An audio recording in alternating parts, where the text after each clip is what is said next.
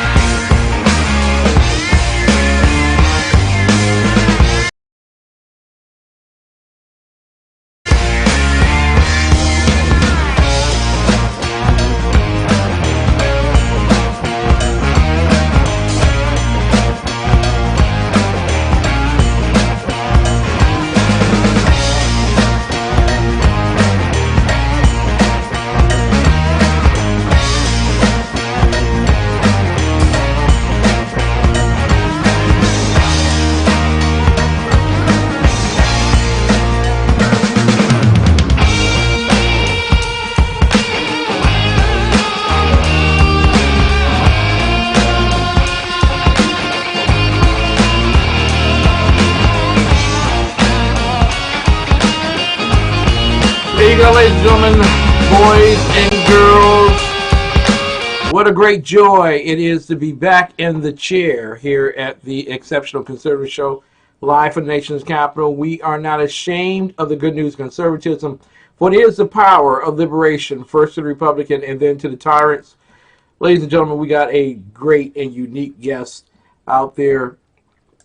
You know FreedomWorks, and you know what they do. They have been around for over a decade, and they have been changing the viewpoints of many Americans, cultivating grassroots and building up the fervor necessary to spread the good news of conservatism, constitutionalism, individual sovereignty, and capitalism. And well, many Christians are a part of that particular organization. Phil Bell is one of those particular leaders. He is the Director of External Relations at FreedomWorks. He is with us tonight for the first time. We're looking forward to a wonderful conversation with him. We'll be talking about how do you reach the millennial generation? How do you reach them with a message on capitalism and conservatism that actually will bandy about a change from the irrational support of Bernie Sanders to the more rational support of the conservative movement. And then in the second hour, ladies and gentlemen, Biff Zeppe, Sir Mark the Bloviating Zeppelin, SHR Media's own, host of Berserk Bobcat Saloon in Shite show on Wednesday nights. He'll be in the chair and he'll be talking with us about a multitude of things. Especially, how does the Supreme Court justify supporting an unconstitutional measure like DACA and not supporting the president? We'll be talking about all that. How do you support that and then tell me it's unconstitutional too?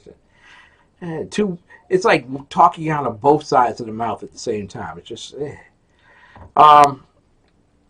So, ladies and gentlemen, and I want to thank Mary Brockman, my bouncer in chief. If you diss her, you diss me, you will be dismissed. I also love you, Mrs. Big. She's in there as well. But I love you, Mary Brockman. I love you. Mwah. Smooch it. So let me just put that in there. Love you, Mary. Gotta put that in there. Kiss the ring. Mary was up with me last night as we debuted the Editor's Choice and the by popular demand movies for the first time on our network. We did Animal Farm our first week. That was successful. Week after that, we did The Gospel of John. That was pretty successful. Lots of people watched that. And then last night, we watched The People's Choice, which was the movie We Are Stronger. And then in the 10 o'clock hour, we watched The Editor's Choice, which was mine. I passed for white. I want you to know we had our largest viewing audiences ever for those films. And I'm sorry about the technical difficulties. I'm going to try not to have those go wrong the next time around. But this is amazing. I am so looking forward to next week's show of movies. I'm going to start at 7:05, and we're going to do 10:05. We're going to do The Editor's Choice at 10 o'clock, and we're going to do By Popular Demand in the 7 o'clock hour. So our crack staff, or our staff that's on crack, is trying to come up with all of the movie titles, and we're going to nail those things down. And so tomorrow we will have the movies, and they will be on Facebook. We will give the opportunity to vote. I was creamed last week. I'm not going to be creamed this week, I don't think. I think I got a winner here. I think I got a winner. It's up to the staff to try to defeat me this week. So stay tuned. Looking forward to some great viewing. So without further ado, you know what we do at this particular hour of the night. Before we bring on our illustrious guest, Phil Bell, we always pledge allegiance to the United States of America. We ask you to do us a great favor. Remember, in pledging to the United States flag, using the words of the Pledge of Allegiance, we ask you to take all of your stuff off of your head. Put your right hand over your heart to pledge allegiance to the United States of America, and allow our children to lead the way. When we come back, I'm going to tell you two things. Two that you need to do with your children every single day. Here we go. Face your parents. Ready, begin. Allegiance to the flag of the United States of America and to the republic for which it stands, one nation, under God, indivisible, with liberty and justice for all. There you go, ladies and gentlemen. There you go. You might as well give them a hand. That's what you need to do. And, you know, it shouldn't be so short-sighted a thing that your kids have to go to school to learn the Pledge of Allegiance. They should learn it at home. There are two things that you need to do with your kids every single day. Every single day. Two things. And it's all about God blessing America and America blessing God. Two things. One, pray with your kids. Two, pledge with your kids. Pray and pledge with your children every single day. Not only will you turn their world around, but when they go into the world, they will turn it around as well. Ladies and gentlemen, I am so pleased. I had the great pleasure of talking with Phil Bell over the weekend at Shannon Wright's announcement, her public announcement, her run for mayor of Baltimore. Phil and I had a small conversation there. Director of External Affairs at FreedomWorks he is, and he serves as a member of the development team there. He comes to FreedomWorks after extensive work in the advocacy and political sections of the conservative movement, which it includes staffs of the Maryland Republican Party, Republican National Committee, and the 2012 Newt Gingrich presidential campaign. He has a bachelor's degree in education from Boston University. And without further ado, I want to introduce to some and present to others Phil Bell, Director of External Affairs at FreedomWorks. Good evening, sir. It's a tremendous honor and privilege to have you on the air with us. Good evening, Ken. It's a pleasure to be on with you. Thank you for having me. I'm very excited to be on your program, and I was also very excited to hear your opener with the Pledge of Allegiance. That's just outstanding. Thank you very much. The kids do all the hard work, and I get all the great credit. That's the way it always is. That's the way it should be. That's the way it should be. Right. Listen, we got a few minutes before we go to our break, and it's going to be about a 2-minute break, and then we're going to bring you back at about 9:20 for a 20-minute conversation. But Phil, I got to ask you here. We hear such news, such deplorable news, corner phrase, that the left has indoctrinated our children so that over 40% of them want to vote for Bernie Sanders, and they want to turn us into Venezuela. I want to give you your point here. as we set up for the comeback segment. Your thoughts? Is it true, that statement, and do you believe that we have an answer to repudiate such thoughts? It's absolutely not true. I know one of the things that I always remember, and I say it every election year, is a good quote from Rush Limbaugh. And Rush always says, polls at most times are designed to influence public opinion, not measure it. Now, when you think about it, everything you know about elections, everything that you and the audience know about choosing someone to vote for, how many say, you know, I want to vote for somebody who's an octogenarian socialist, who has no policy ideas and nothing in the way of making my life or the country better? Very few people say that. So the idea that 40% of the, whether it's young people or otherwise, are out there saying, man, give me another helping of Bernie Sanders and socialism, is about as real as a $3 bill. There you go, ladies and gentlemen. That's why we're telling you, don't worry. The future is bright. And when we come back, ladies and gentlemen, one of the reasons why the future is bright is because of that gentleman right there, Phil Bell at FreedomWorks. He's the director of external relations, ladies and gentlemen. We got a lot of good stuff to talk about when we come back. We will be right back right after this message. We got to make some profit somewhere because we're capitalists. Tell us how you make decisions when the previous CEO is still around, and obviously there is, you know, you have to work together and cooperate. Yeah, Leah and I have a great relationship. We really did a great job when we were together, dividing up responsibilities, and today I lead a lot of all the decisions in the company, and she spends time thinking with me as a thought partner on long-term strategic issues, and it's great. Stacey, you spent nearly a decade at Google with Sheryl Sandberg. What have you brought from that experience to TaskRabbit? I think there's two big things I brought from my Google experience. One is just that scarcity brings clarity.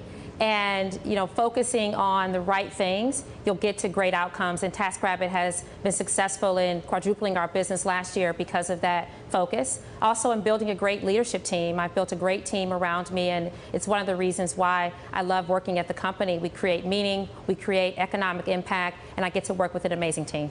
Yeah, how concerned are you with the Silicon Valley economy? We were talking yesterday about Dropbox potentially going public at some point after there had been a down round, or funds had been marking down their value of their investments, and its valuation as a $10 billion company was in question. How, in that environment, do you raise more funding? Because I believe you're trying.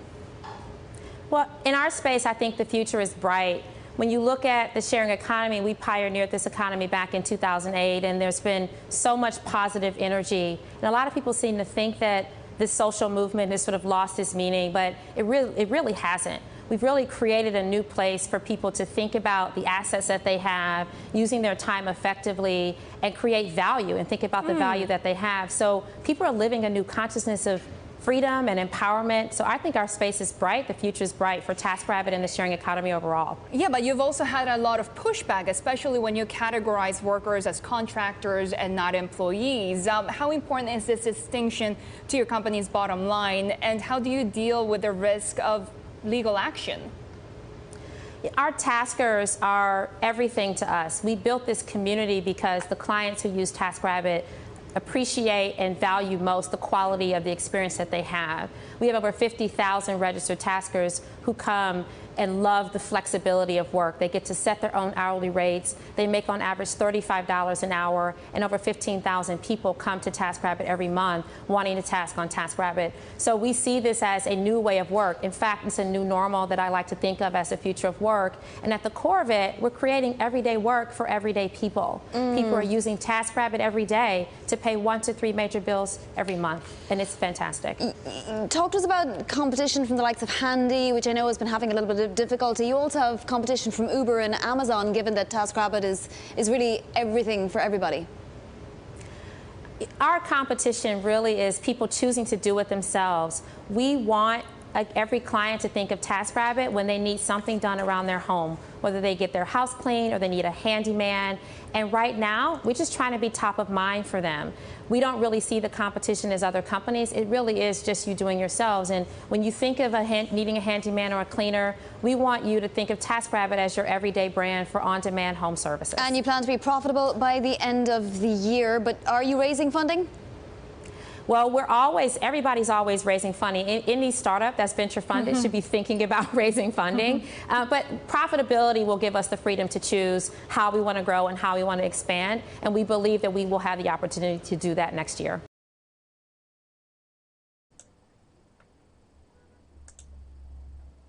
You are listening to the Exceptional Conservative Network. For more information, go to www.theexceptionalconservativeshow.com.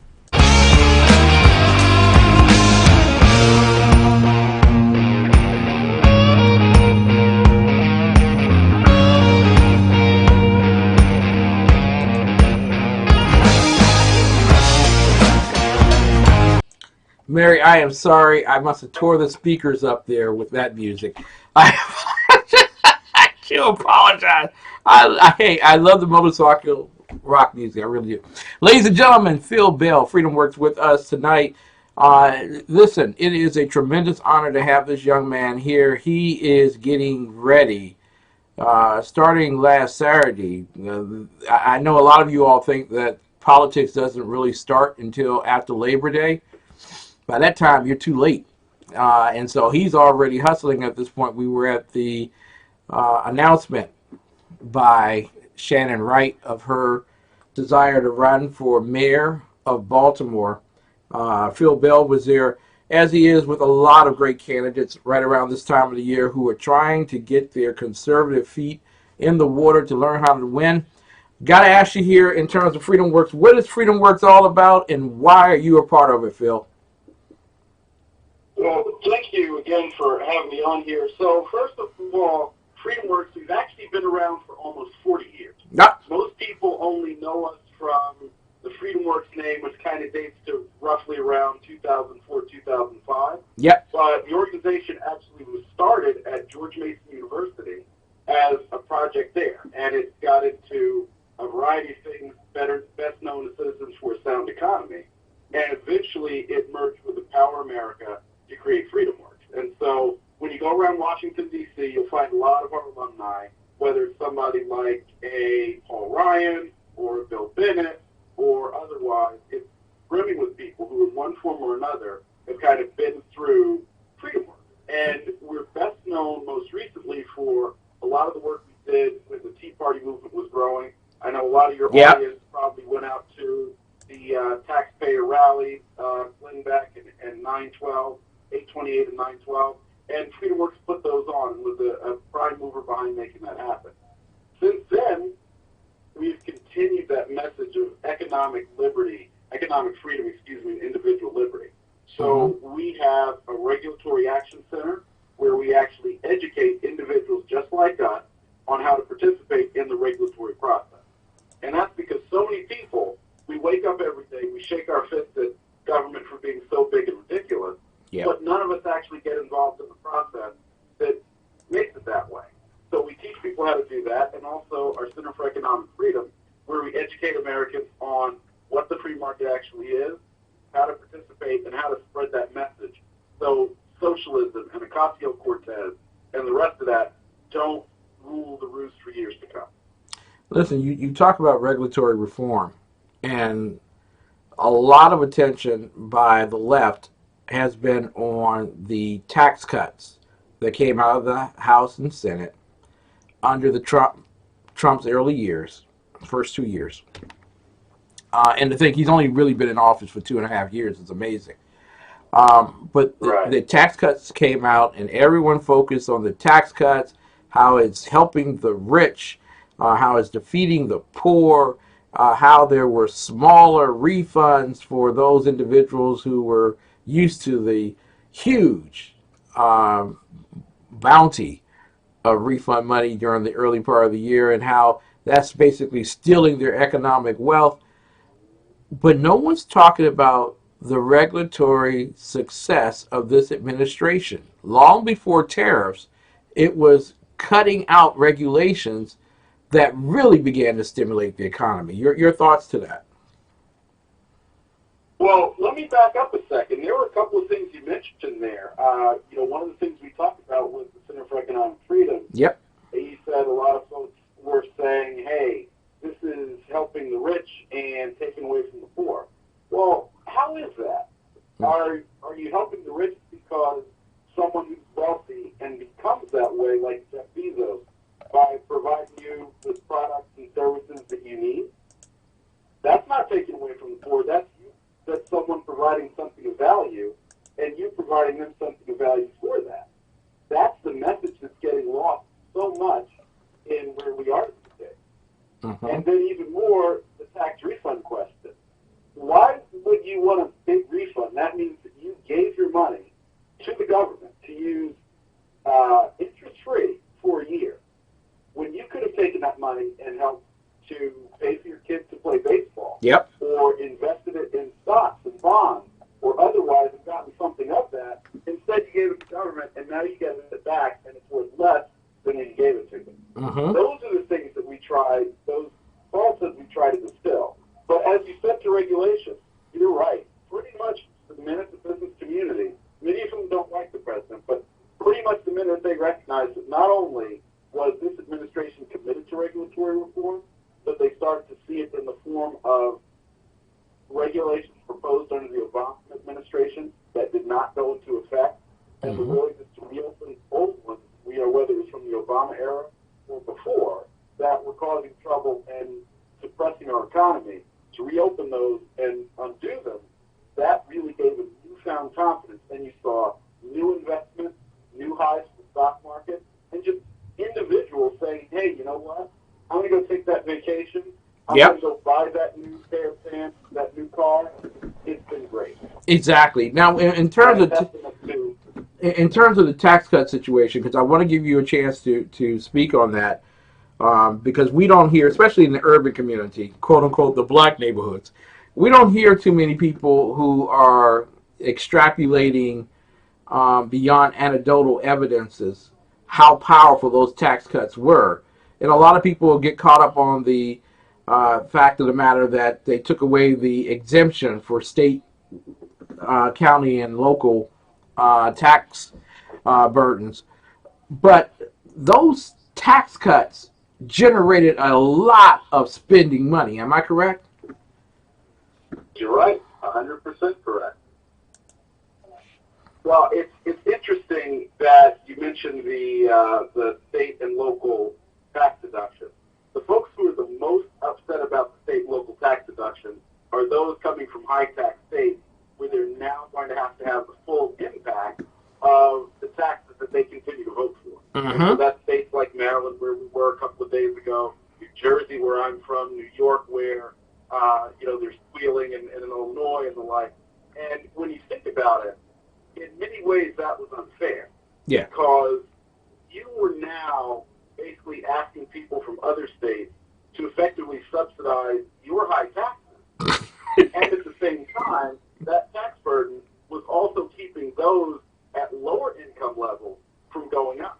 Mm-hmm. Because we all know, you and everybody in the audience, you get your job, your first job, you're doing okay, and then you say, you know what, I got a better job, I have higher salary, and you start thinking about all the things you're going to do.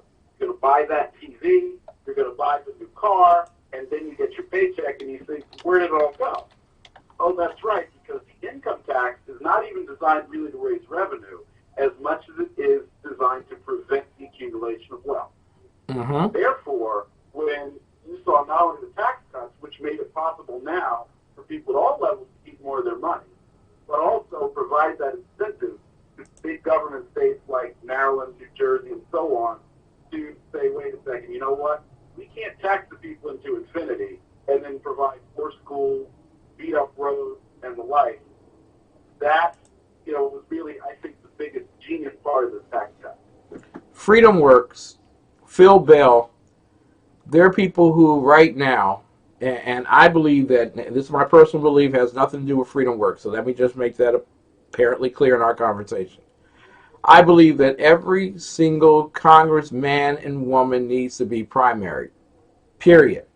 And going into an election season that we've watched the House go to pieces, and it's an electoral shambles when it comes to legislation being approved beyond budgets and judges. I believe that the House and the Senate needs to be primaried, and you need to find the most conservative individuals. And there are people who are listening tonight who are conservative and they want to run, but gee, I don't know.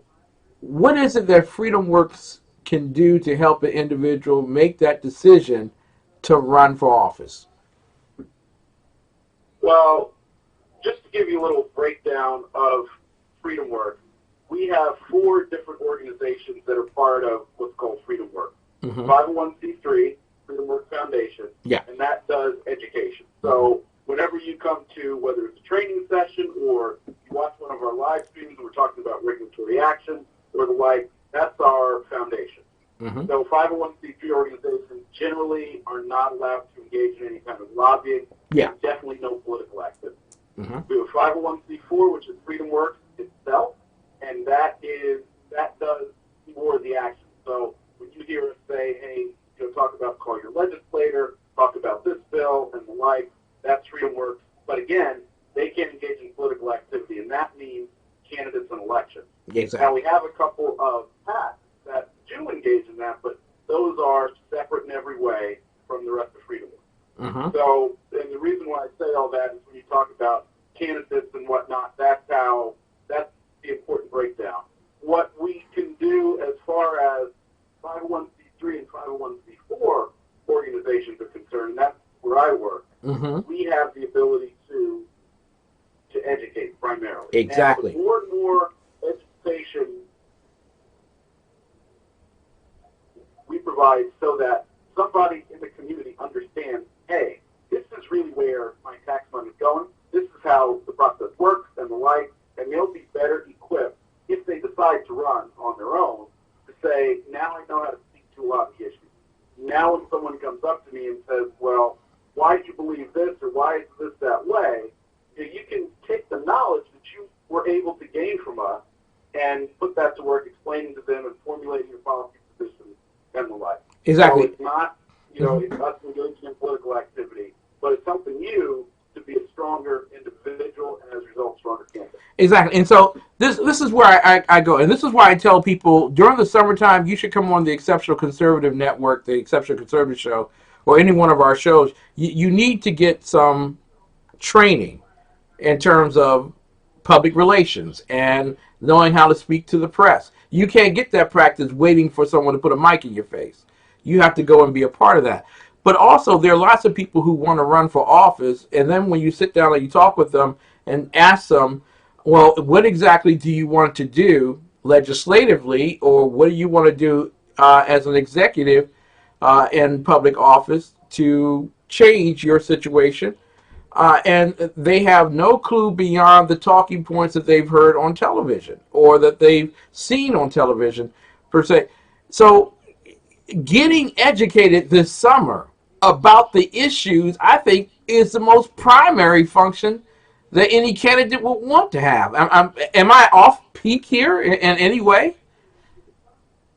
Well, you're mostly correct. I'm going to disagree with you on one thing, though. Okay. I actually do believe that you can be an effective communicator, whether it's as an individual or a politician, without having special training. Oh, yeah. Because, and I'll go back to Rush Limbaugh again, what Rush will always say, and I will always believe this, is that you don't need to be trained in conservatism because when you believe it and you understand it, it will come flowing out of you. Yeah. Now, I'll extrapolate that a little bit to go on to the issues in your community that you want to speak to and the things you want to do as a leader. If you take the time to learn. Now, we all know we go to work every day, we come home. We sit on the couch, we watch TV. We hang out with our friends, we go to the bar, you name it. So there's a lot in our communities, even going about our daily lives, that we don't see. There's a lot of people we don't get to know. So if you want to be a good candidate, take the time to see what they're doing. Drive around. Go to the park. Ask people when you go to the store, hey, what's going on here? Why is there a traffic jam out there? Yeah. Or why are these homeless people hanging out here? That way you can get an idea, and then you can go home and you can take all of that you learn and then combine it with the sort of things that we talk about, free markets and individual liberty, and the general talking points and whatnot that you hear, and then you can begin to speak to individuals in terms of free market, individual liberty, and this is how it's going to impact you. And this is why I'm the right man or woman for the job. There you go. And that's what really makes it successful. Exactly. Connectivity goes a long way. Phil, there are lots of those individuals who tuned in tonight and said, I thought that you all would be putting down millennials. I thought that you would be talking about socialism. But the way to defeat any type of poor thinking is not by denigrating the thinking. It's by giving them something critical to think about. Am I correct in that regard? And how does FreedomWorks help in that regard? Well, I do think that you have to denigrate your opposing views, and I'll tell you why. Tell me why. If you don't, especially in today's climate where the attention spans are so short, Okay. where they're getting news, people are getting news empty. So you can be a young person, older person, you name it. They're getting it from Twitter. They're seeing something on Facebook, and all they're seeing is a headline. You have to make sure that within that short period of time, you grab them. So, but once you grab them, then you've got to go further, and that's where you can say something like, socialism is terrible. All right, now you've got their attention. And they're looking at you like you have two heads, because they're one of the small percentage that thinks it's great. And then you can explain, well, wait a second. Now that you know socialism is terrible, why do you think that you can depend on government, a group of people who doesn't know you, they don't know your family, to do something for you? Why do you want to subordinate yourself to them? If you had a problem living under your parents' rules when you turned 18 because you wanted to go out and party and have fun and come back whenever you wanted to, why do you then want to live under someone else's rules, in that case when they're government?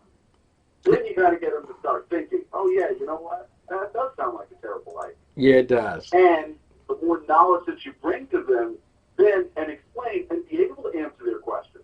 And if it happens to be some things that you agree on, acknowledge that. That's okay. Acknowledge that. That's okay.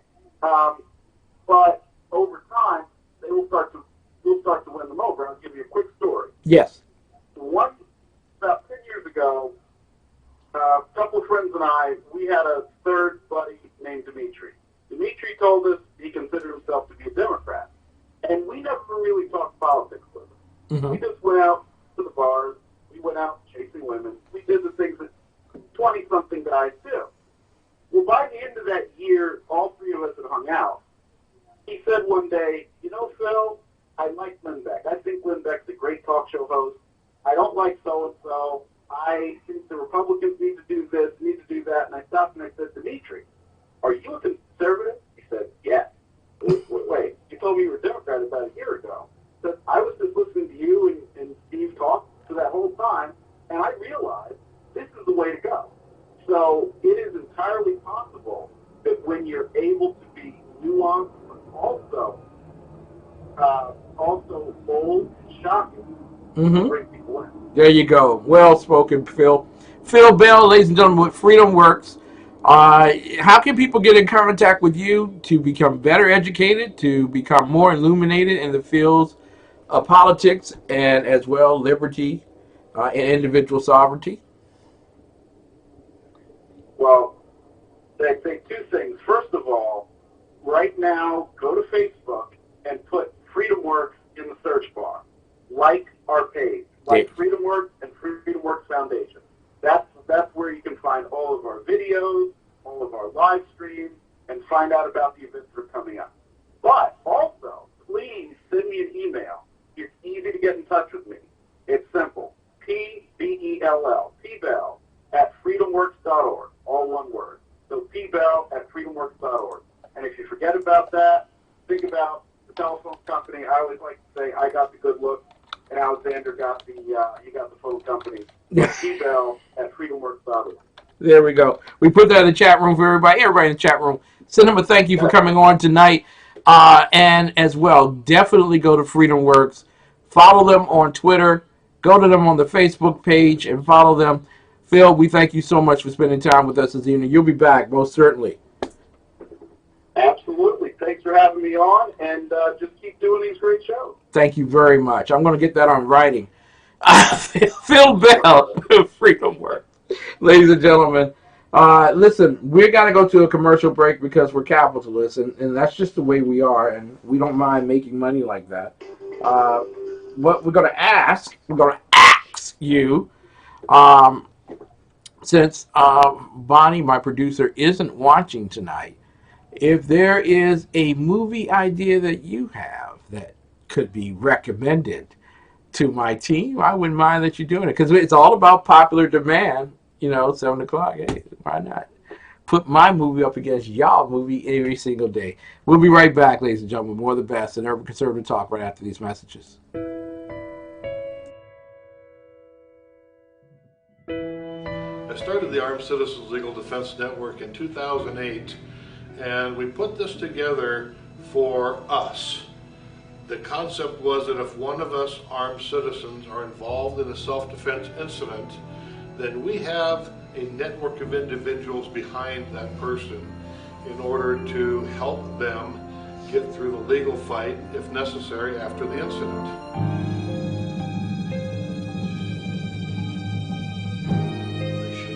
Deal with the aftermath of a deadly force encounter where they have survived the initial fight to save their lives and are now working very hard to be able to save their futures as well.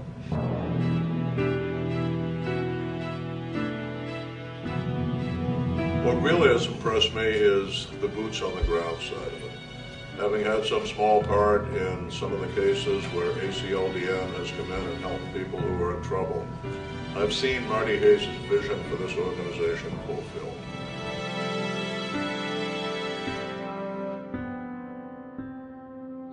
Last year, one of my students had called upon me, ACLDN services, after he was forced into a fatal defensive shooting. He was guided through the process. His rights were protected by a network-provided attorney, and got through the entire legal process without any real difficulties. Now it's behind him. He's able to move on with his life.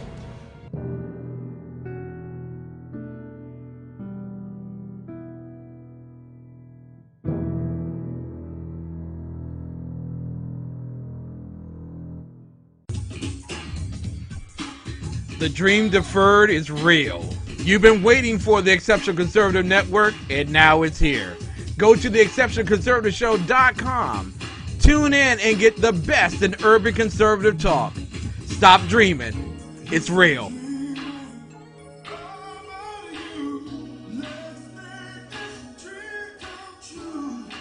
Hi guys, so I am back with another haul.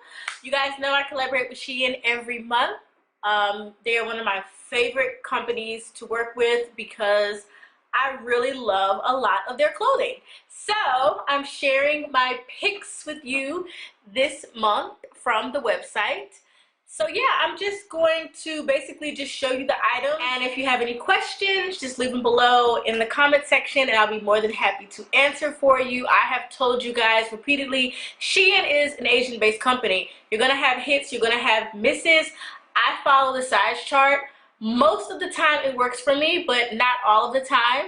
Most of the time their items work for me. Sometimes, you know, we have some duds. So I think that's it. Let's get into the haul.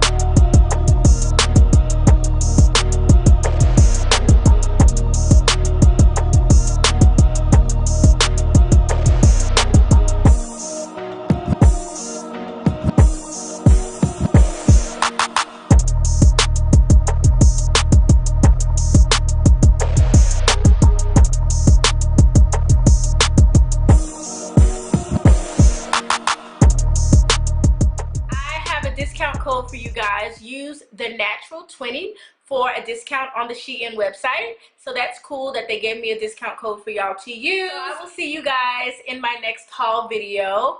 I don't know when that will be because I've kind of pumped the brakes on my shopping. Y'all know I shop a lot. I like to shop. But my birthday's coming up, so I want to like pump it a little bit because I'm going to be going to Europe. Hopefully that's what I'm going to do. That's what I want to do right now. I want to go to Europe for my birthday. So we'll see. And yeah, I think that's all for now. I will talk to you guys next time. Bye.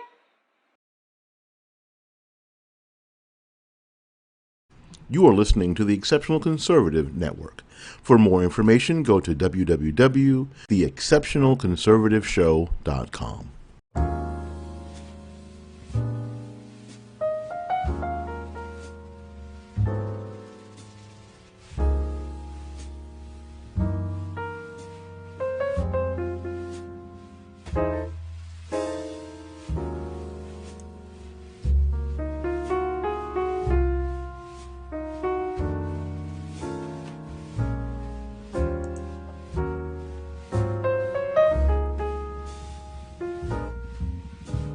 Good evening, and welcome to the NPR version of TECN TV, sponsored by Mary Brockman's landlord. He believes in silence this time of the night. Welcome back, ladies. Oh, I love you, Mary. I love you. I hope that you enjoyed the change of music there. I tried to make it a little lower for you. How fireproof. Aliens director's cut. I cannot play. Mary Brockman. That's a very good movie. I like Fireproof. I really do. Dave, you know I cannot play Aliens. I ain't got that kind of cash. I don't have that kind of cash. Although I love Alien. I ain't gonna lie to you. The little thing coming out the little mouth. That was cool. That was real cool. Let's say Phil sounds like convincing folks like Usama Dak does re-Islam. Oh, okay. I don't know that. Whatever. Mark Cuban thinks Biden could beat Trump. Mark Cuban thinks he can beat Trump. You know, but Mark Cuban has an ego the size of the Pacific Ocean. But when it comes to politics, I dare say he's about as limited as a rocky creek. You know what I'm saying?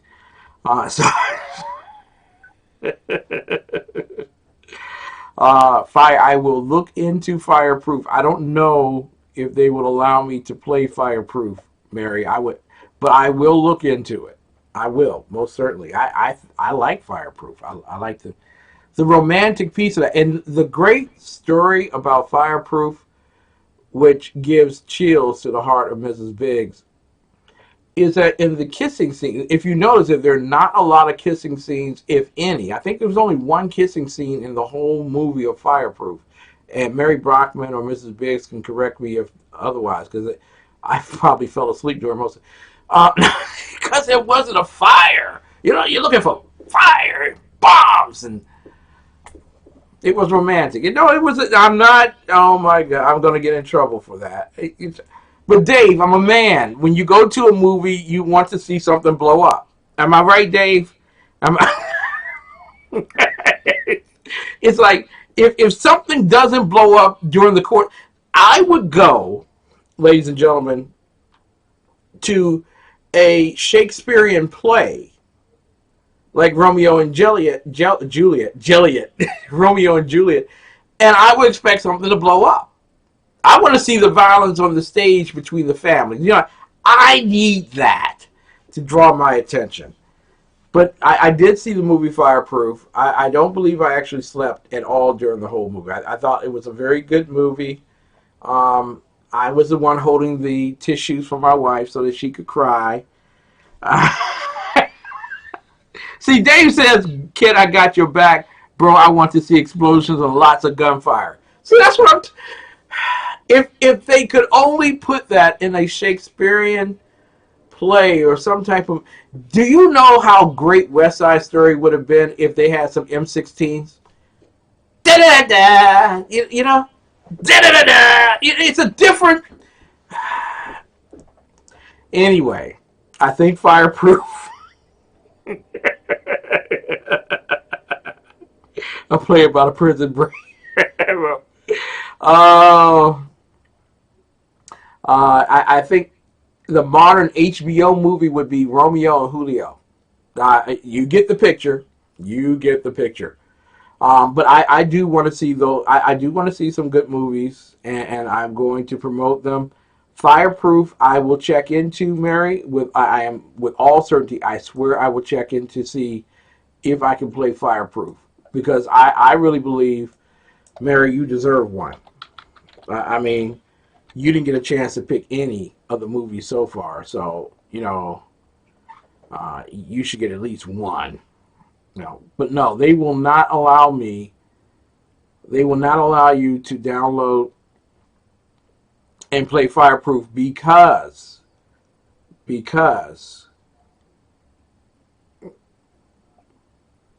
I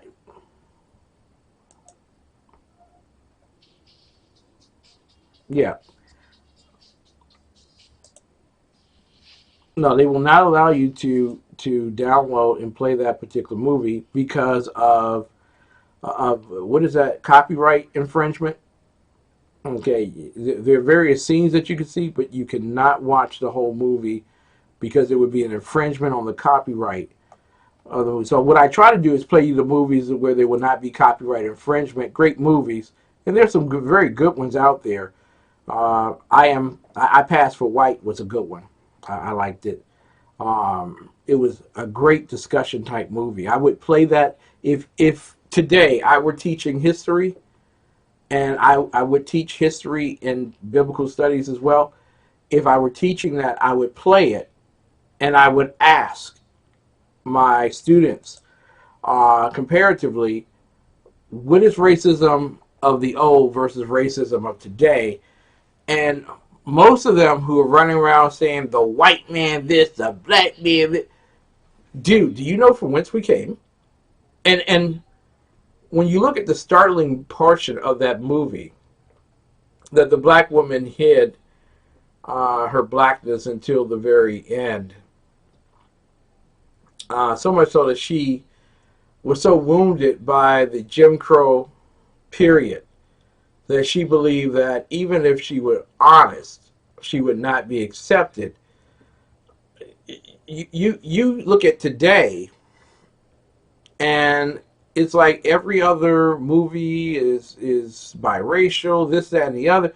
That's pretty much a gone. So what's left for the left to do?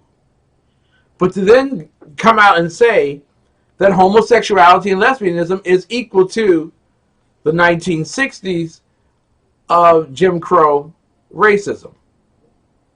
So if we don't have that kind of conversation, I mean a serious, real conversation with our students, they cannot creatively and critically think processes through.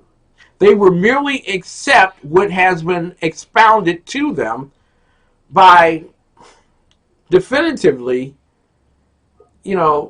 uniquely shallow individuals who have obeyed and have been indoctrinated so well that they're able to receive a degree from a university without any expounding of retort to what's been taught. There are those who are so succinct in their indoctrination that when they become illuminated with these movies and then intellectual conversation that comes from that, it's hard for them to dispel what they've been indoctrinated. So there was someone, TMZ, I was watching this a couple of weeks ago. They were ridiculing Herman Cain because he says that the left has brainwashed black America. And they was like, well, isn't that like saying that black people are so stupid that they get brainwashed? I want you to know something, TMZ. You, Bob Marley with the dreads. Brainwashing has nothing to do with intellectual quotient. And brainwashing has nothing to do with your ability to pass SAT with a 1600. There is nothing about brilliance of mind that has anything to do with brainwashing. Brainwashing is not about how dumb you are. Brainwashing is about how successful the individual has been and diffusing your creative and critical thinking skills. So much so that by retribution, if you don't accept what we teach, you could fail our class. Or you could get your gluteus maximus kicked on the playground. So don't sit here and sacredly present the whole scheme that you have been so pure in nature over the past 100 years as the left that you have not dabbled in the principles of witchcraft and racism in order to expound your reasoning or contemptible reasonings to a group of people who have accepted it because they saw no other hope. They got a lot of change, but no hope. And I want you to know it's the left's fault for that. I'm going to tell you it's also the right's fault for that because we have been absent from the barren enclaves of urban America. So let's just be real, ladies and gentlemen. This is where the conservative movement has to come in and teach so that those who have been drained of the facilities of critical thinking because they have accepted everything that came on the 10 o'clock news or everything that TMZ ever presented as truth, they need to be re-enlightened. Not talking about putting you in a camp as the left would do, but giving you a free channel where you can listen and then you can discuss. And then you have to make your own decision. Ladies and gentlemen, at this hour of the night, people always ask Ken, why do you always play that clip about, do you know where your children are? Here's my answer to that. Because they haven't come up with a clip of children asking, do you know where my parents are? It's 10 p.m. Do you know where your children are?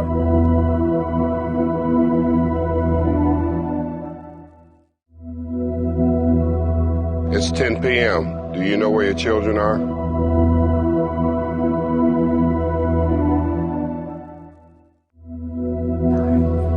It's 10 p.m.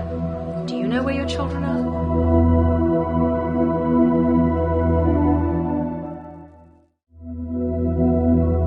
I'm Paul Stanley of KISS. It's 10 p.m. Do you know where your children are?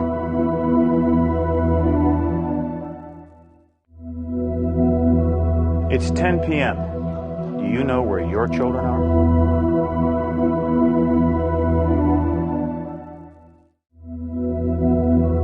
It's 10 p.m. Do you know where your children are?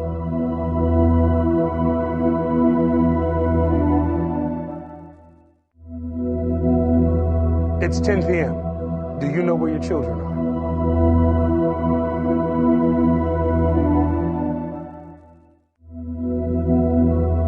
I'm Councilman Eric Joya. It's 10 o'clock. Do you know where your children are?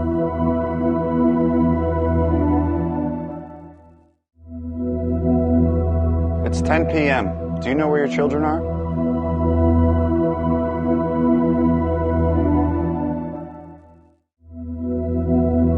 It's 10 p.m. Do you know where your children are?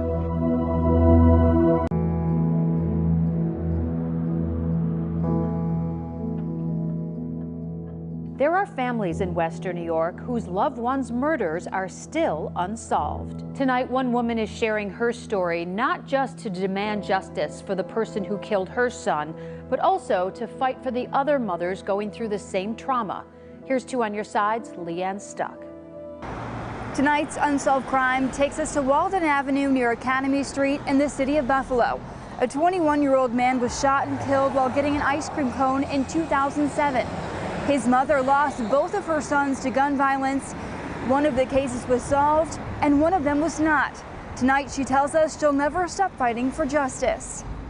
That was the last thing I could have ever imagined, was losing my only children in the same year. In January 2007, Sandra Green's oldest son, 31-year-old Stephen Barney Jr., was living in Atlanta. He was leaving a restaurant and stepped on somebody's foot.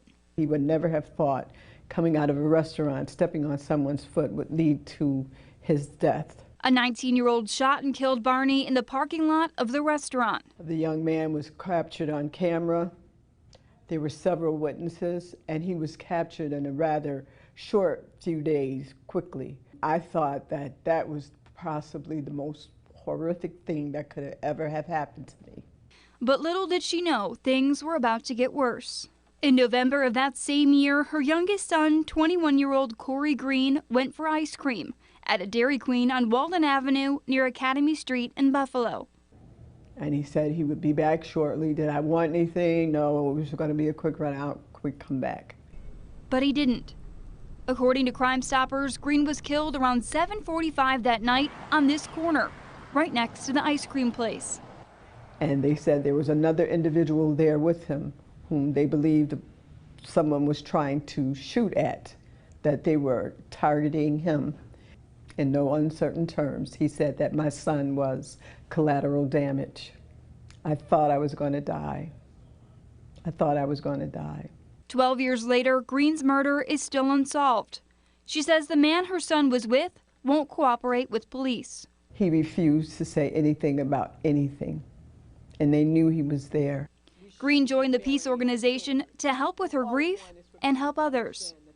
The way I fight for my children, I fight for everyone's child, because no one should lose their life and not have someone be held accountable for their actions. And she says she's not giving up. I want to see whoever took my child's life brought to justice. With this unsolved, I'm Leanne Stuck.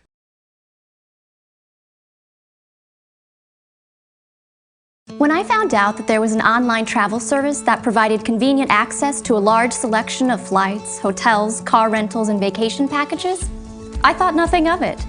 That is, until I discovered that not only do they offer great prices, personalized travel agent services, and booking options that include an easy-to-use website with a live chat option, an innovative mobile app, and by telephone. Sound familiar? Welcome to Cheapo Air.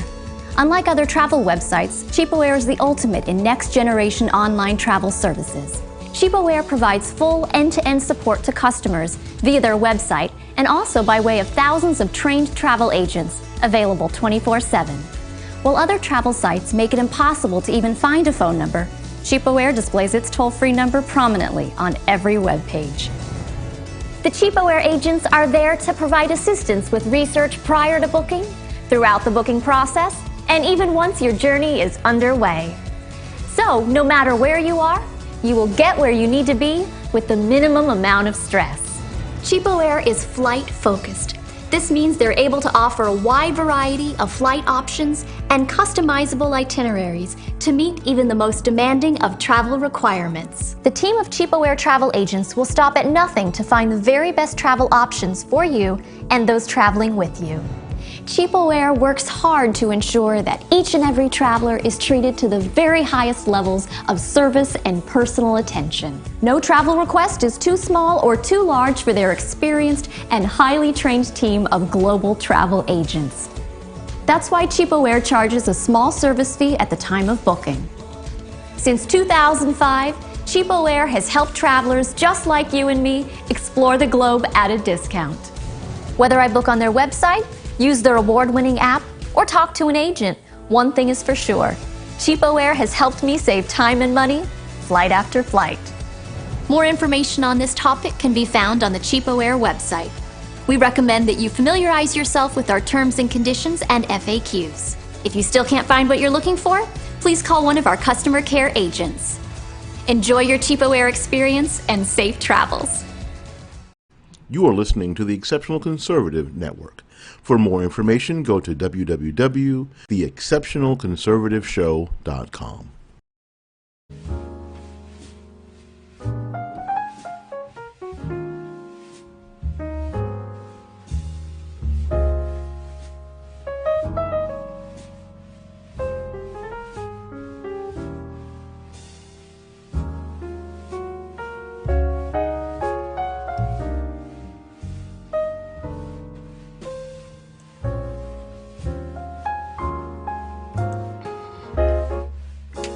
Ladies and gentlemen, boys and girls, thank you so much for being with us tonight on the Exceptional Conservative Show, live from the nation's capital. We certainly are not ashamed of the good news of conservatism, for it is the power of liberation, first to the Republican and then to the socialists. Earlier today, the President and First Lady were hosted by the Queen of England in Britain, and this was only 3 have ever had a state hosting by the Queen since she's been the Queen. 3 presidents. He is one of those particular 3. And so, a very prestigious event. And if you saw the pictures of him laughing with the Queen, I know the criticism of the left were that the First Lady should have had gloves on and should have had a hat on. She should have. It's a beautiful woman. Why cover it up? She's a beautiful woman. She looked great. She did well. They all did well. But I'm quite certain if the President of the United States turned to the Queen of England and asked her, this is a huge question. Just want to ask. What country are you the citizen of? It's going to be a huge answer, I suppose. Can you imagine him asking her what country she's a citizen of? I'm quite certain she would look aghast and say, with this sense of disdain for even asking, don't you know I'm a citizen of Britain? Well, there's nothing rude in asking that question. In fact, many of us are very proud of the country that, many of us are very proud of the country that we are citizens of. I don't feel the shame in the question. I don't feel the agony of asking the question. In fact, this is my question to everybody in the chat room tonight. And I hope they're not offended by the question. Mary and Dave, are you citizens? And if you are, of what country? Now, I'll give them time to advise, what country they are citizens of, but I'm quite certain and if they are offended, I apologize for asking. Well, no, I am sorry that you were offended, but not sorry that I asked. What is wrong with asking if you're the citizen of a country? Home or office. So come to Grays.com for your first box free. U.S. Supreme Court, close eye there now. The justices are set to issue key rulings this month. Can the government add a question about citizenship to the upcoming census? And why is that important? Judge Anna Napolitano, Fox News senior judicial analyst, host of Fox Nation's Liberty. Get the app right now. How you doing, Judge? Nice to see you. The issue before the court is what? Well, there's a couple of issues here, but the bottom line is, can the Census Bureau ask for the citizenship of the people? Question necessary. Does the answer to it constitute the government forcing you to speak when you have the right to remain silent? All of these are issues that are going to be resolved by the Supreme Court. On the census, you have a family of 5. Correct. Are all 5 family members U.S. citizens? Correct. Now, if you answer incorrectly, you can be prosecuted. They rarely prosecute for this.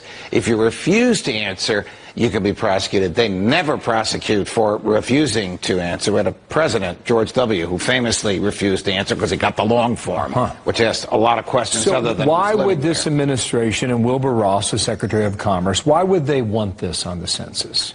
The government's argument is that we need to know where people are living who are entitled to government benefits and not entitled to government benefits so that we can allocate government resources.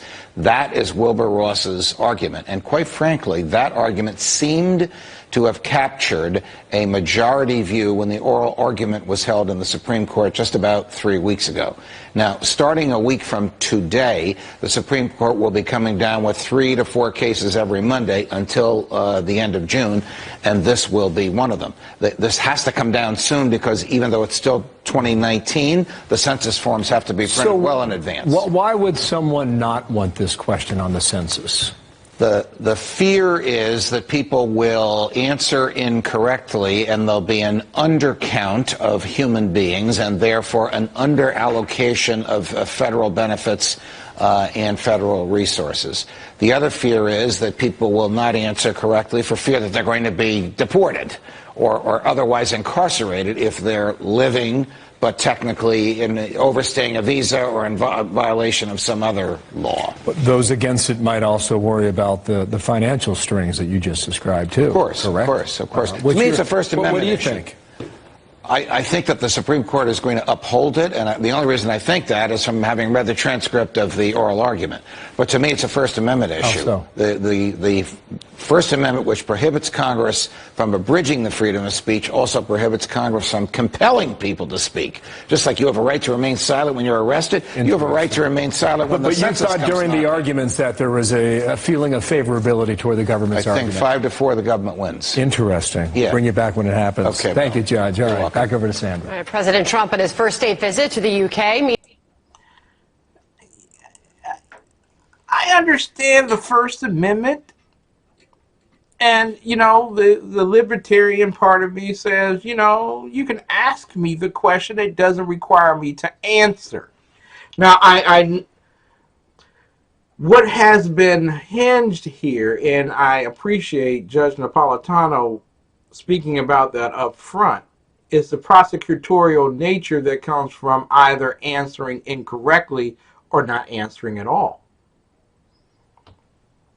And it has everything to do about this administration, unlike other administrations. If the Obama administration had asked for this, which they wouldn't because the Democrats need as many blind voters as they possibly can get. They run out of people from the cemetery, y'all. And the prison population ain't voting too heavily either. So they got to come up with someone to vote for the Democrats. And why not a socialist from Guatemala? That's an easy check off on the box. But here's the problem with that scenario altogether. Are we certain that Donald Trump is doing this for the census, or is he doing it so that he can make those people who are illegally here get up and go? I don't have a problem with either one of those. I know there's some people that do have a problem with those who would respond with an NA and that they are here illegally and receiving government subsidies like a scholarship to college, like food stamps and other necessities of life. And how about in the District of Columbia and other places like Baltimore, where they can get legal representation paid for by the state or the urban oasis? Me? I want you to answer that question. I want you to look me dead in the face, especially since you're the one with the El Salvador flag hanging from your window, and you're always running around telling people that your country is the greatest country in the world, although you escaped from it.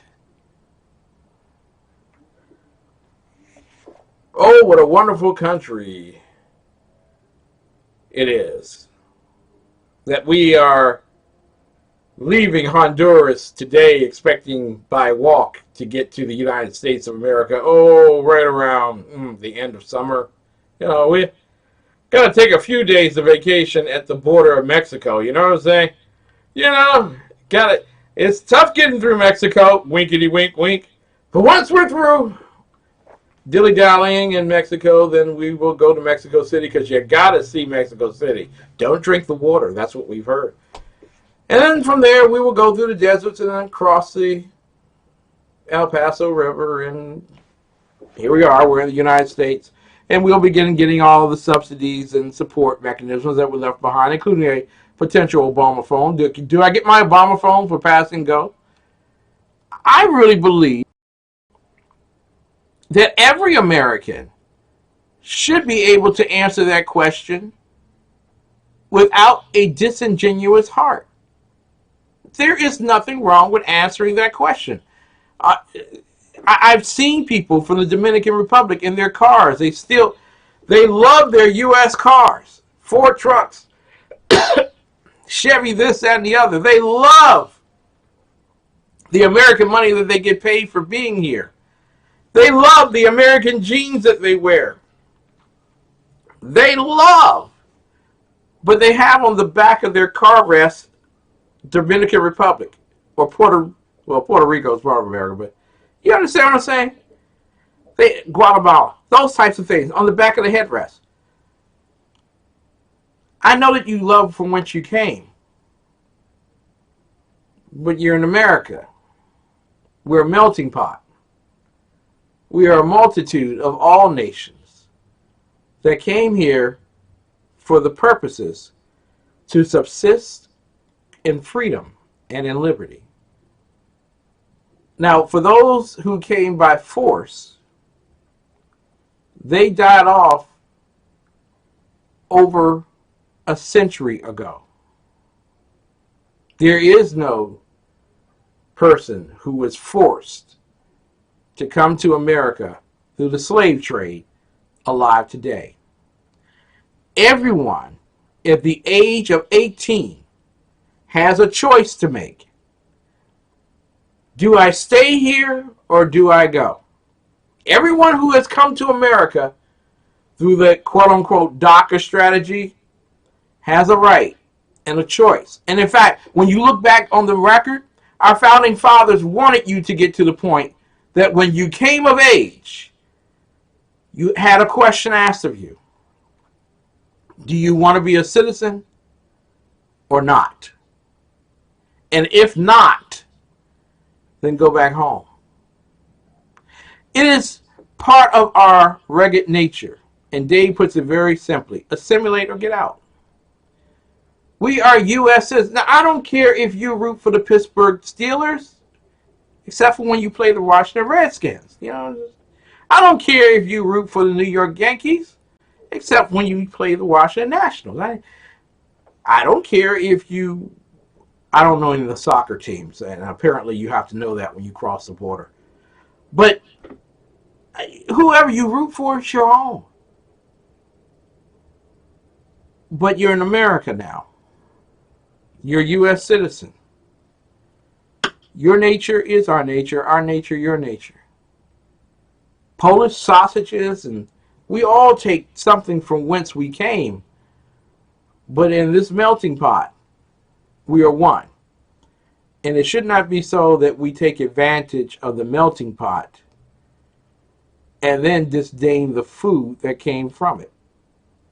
We are a great nation of great people. It has nothing to do from whence you came from. It has everything to do from whence you arrive and where we as a nation are going. You are either with us or you're not.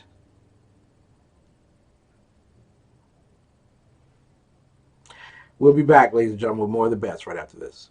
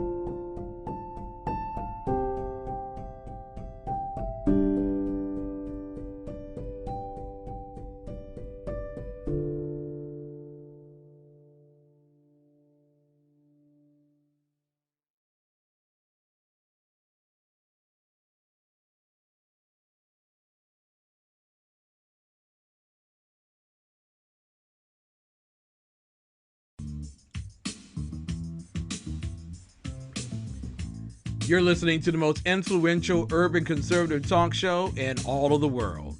Christianity, conservatism, the Constitution, capitalism. We talk about it all right here on The Exceptional Conservative Show at TheExceptionalConservativeshow.com. Go there now and join me in chat. We're spreading the good news to the ends of the earth. We'll be back right after these messages.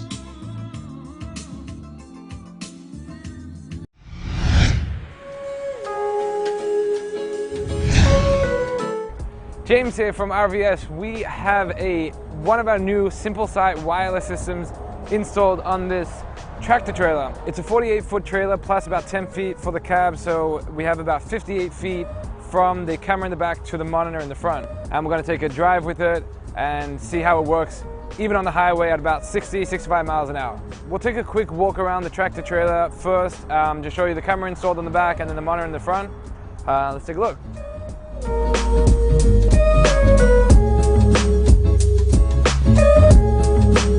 As you can see, the camera is mounted all the way on the rear of the trailer, facing down so you can see the bumper as well.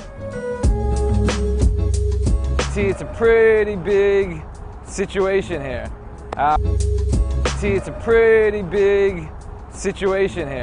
Wireless systems in the past have struggled at such big distances, especially at highway speeds. So we'll take a look inside of the monitor and then we'll take a drive on the highway, show you how well this new system performs, even at highway speeds.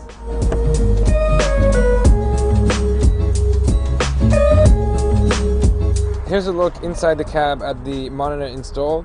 As you can see, it's a really easy installation. Cigarette lighter plugs right into the 12-volt port, and with the windshield mount, suction cup mount, you can mount it right to the windshield. One thing to point out with the wireless systems is that it's best to mount it above the dash. So you don't want to mount it, below the dash, near the radio, anything like that. Always best to be above the dash. It'll give you the best signal. Here we are inside the cab of this tractor trailer, and we're going to take a look at how well this system works on the highway. So we're getting on the highway and we're going to see how well this wireless system works.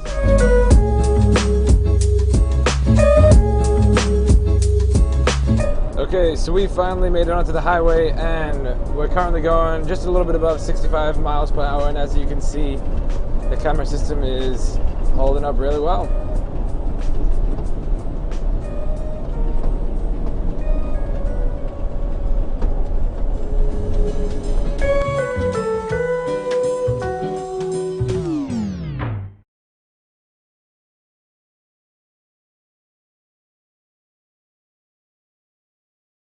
You are listening to the Exceptional Conservative Network. For more information, go to www.TheExceptionalConservativeshow.com.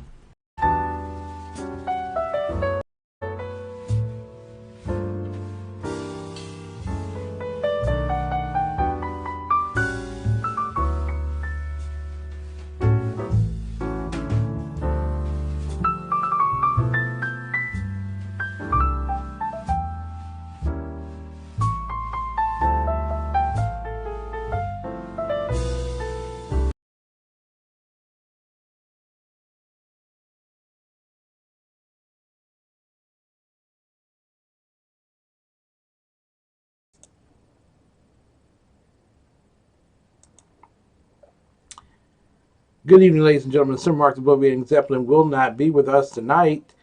You all might remember, would you buy that for $1? Dave, what was that? You buy it for $1.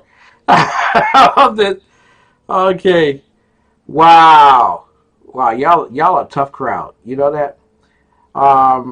Dave said I like TCM, but they have silent movies Sunday night, so there's bugger all there for me then.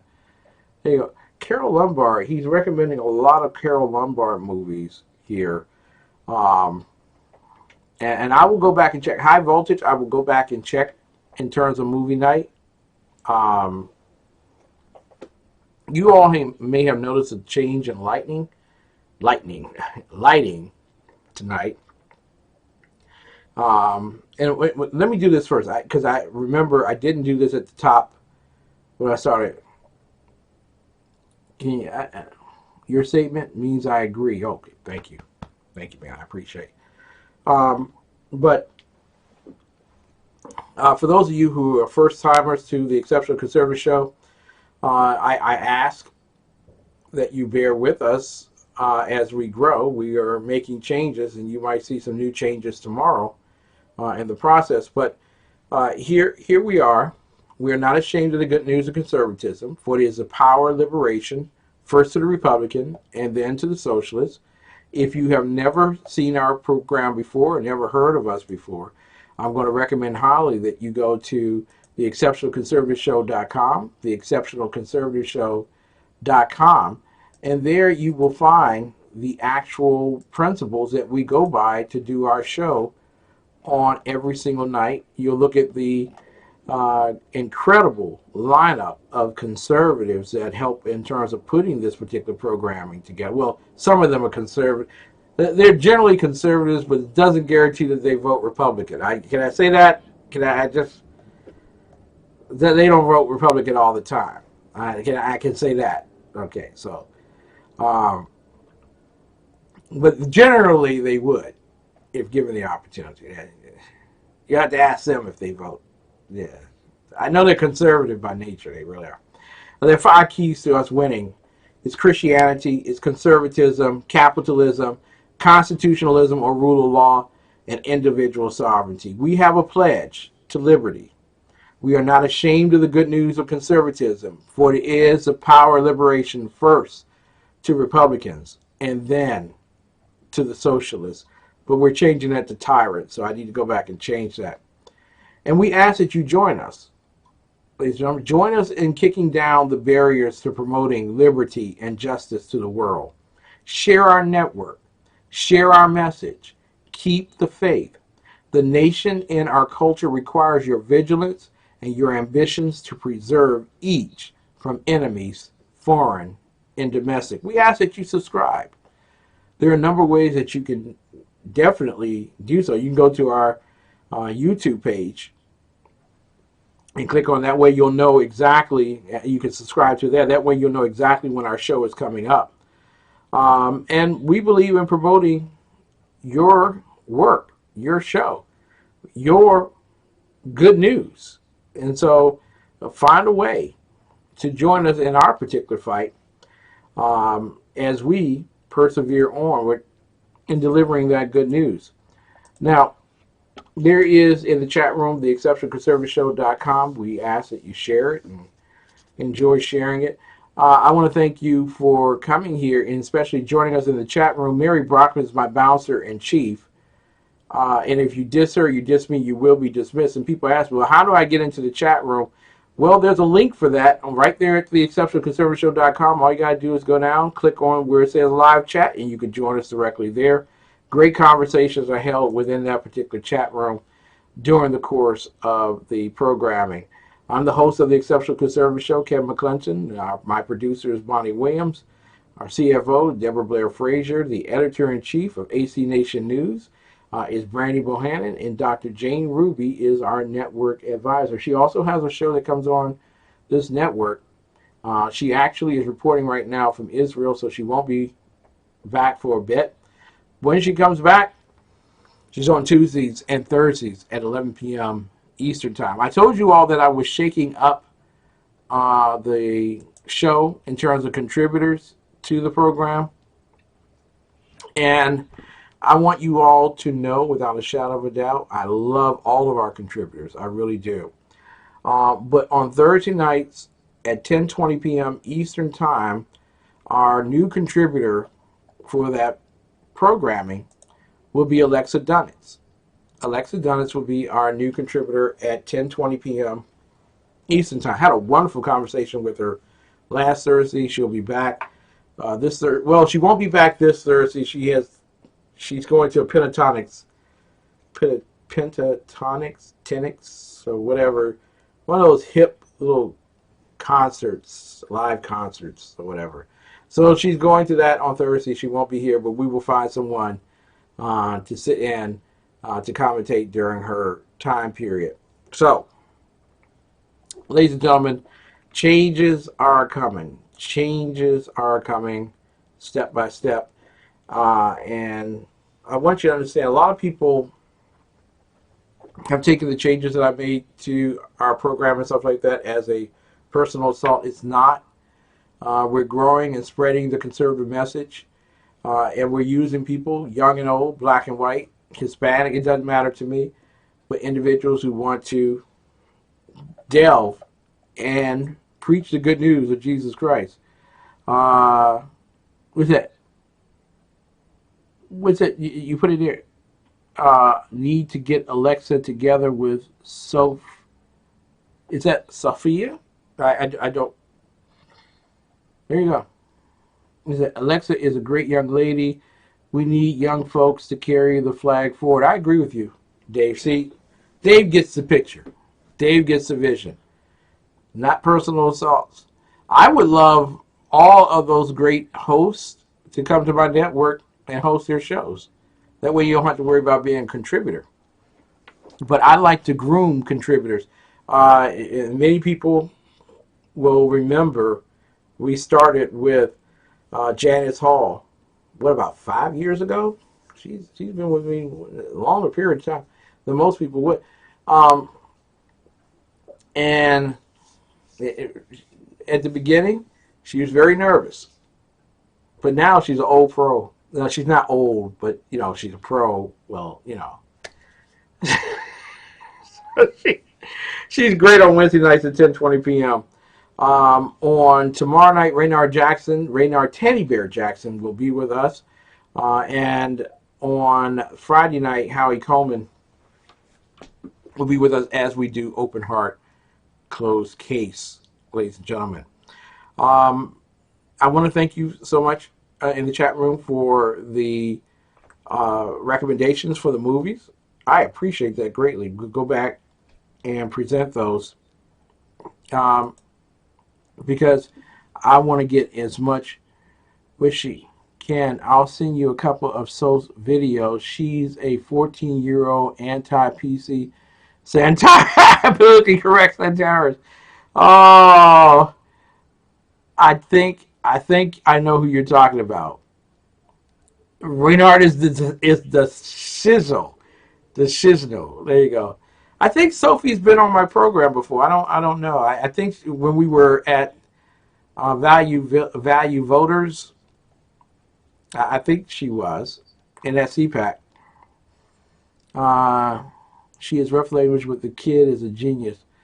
Okay, I don't know if that's the same one, but I forget the kid who's been on my program, and I got to remember her name because I'll probably see her again at CPAC. She's just sweet as a little girl. She really is. What we're going to do real quick is we're going to go to a commercial break. We're going to do, what's that, rough language with the kid. Okay. I got to see this Sophie. Whoever she is, I got to see her. We're going to go to a quick break early. We're going to do the 5 minutes early, everybody along the lines. And then when we come back, we're going to do an exhaustible look at news, covering stuff, good, bad, and ugly. We'll be right back with more of the best in urban conservative talk right after these messages.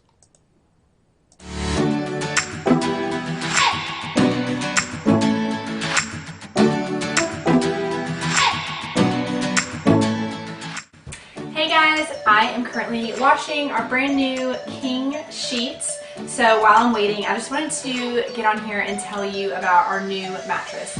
This mattress is a king size mattress, so it's already life-changing. It is one of the newest mattress brands that I've heard of, Dream Cloud. If you go to dreamcloudsleep.com, you can read more about it. But this mattress, it arrived at our door, which was super convenient. It also didn't even come in a box. It was in a blue bag, which I thought was pretty cool because I'm constantly getting rid of so much cardboard.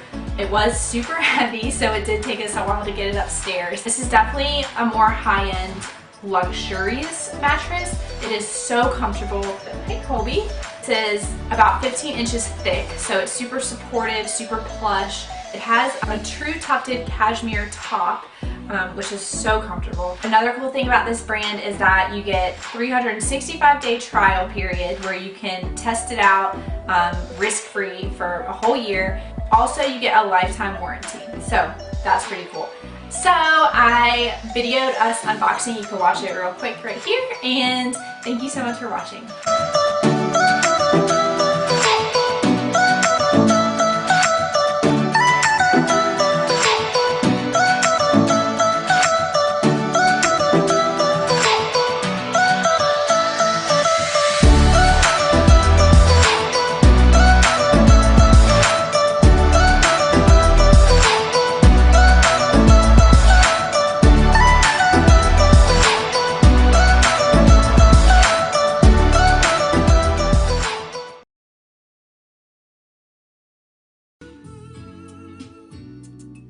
You're listening to The Exceptional Conservative Show at TheExceptionalConservativeshow.com. Stay tuned. We'll be back right after these messages.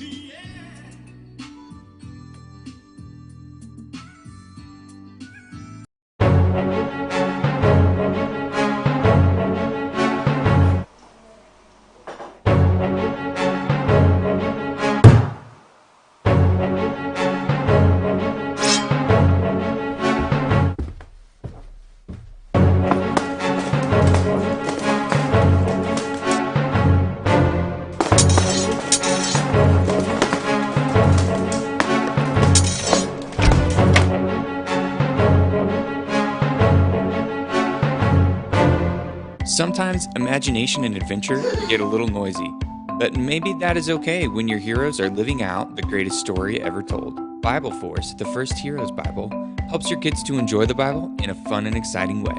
Take the journey with them and enjoy this amazing, color-filled graphic novel version of the Bible with over 700 pages of brightly colored illustrations, perfect for kids ages 6 and up.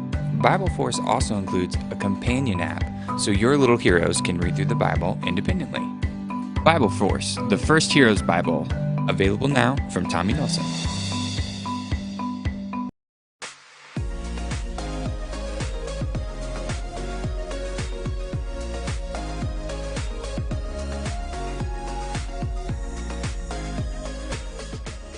If you've lived in Hawaii, chances are you've had one of these cheery red bags in your home at one point or another. Today we're here at Lion Coffee learning about the history behind this local company and taking a look at its fresh new image. So Lion Coffee was founded in 1864 in Toledo, Ohio. It was a guy by the name of Jim Delano who in 1979 brought it to Hawaii. It grew so much he moved to Kaka'ako. And then in 1997, 20 years ago, he moved here to Kalihi, and we've expanded actually twice since then. We roast here locally. We're the #1 coffee brand in local markets, but we also ship around the world. Brands always need to stay relevant, and we went out, we listened to customers, we internally talked about what do we stand for. People love the Lion, they love the red bags, the gold clip, but we needed to be updated, contemporary, so the red is a more vibrant red, and the Lion has become friendlier, yet he's regal, and he's wearing a leihaku on his head, and so we kept the same color lineup, and we have the red bags, which you all love, and with the red label for the unflavored coffees, like the Lion Gold, the Lion Original, the blue labels for our flavored coffees, and that real rich looking gold bag, that's where we celebrate those Hawaii coffees. And then we've got the green bag, which has the antioxidant rich coffees, where coffee already has antioxidants. These particular ones have even more. And then the black bags are our decaffeinated coffees. When we repackaged it, we put the labels on the bottom of the package, and that seems like a really small change, but it was a big change because before you opened the bag and you started rolling it down to keep your coffee fresh, and you couldn't tell what coffee was in it. Now the label at the bottom, it's really easy to keep track of it in your kitchen, and the whole packaging is really designed to make it easier for the consumers who already love us, and also easier for those who haven't tried us. We really want people to try our different blends and our different roasts. But that's what's so exciting about working here is we do much more than just roast coffee. There was a woman who I met, and she talked about how she drinks Lion coffee because it reminds her of her late mother. Family gatherings in Hawaii is all about the food, but what comes out after the food's finished? Coffee, and you drink coffee and talk story well into the night. That's what Lion Coffee really creates, that emotional connection with people. This segment is sponsored by Lion Coffee.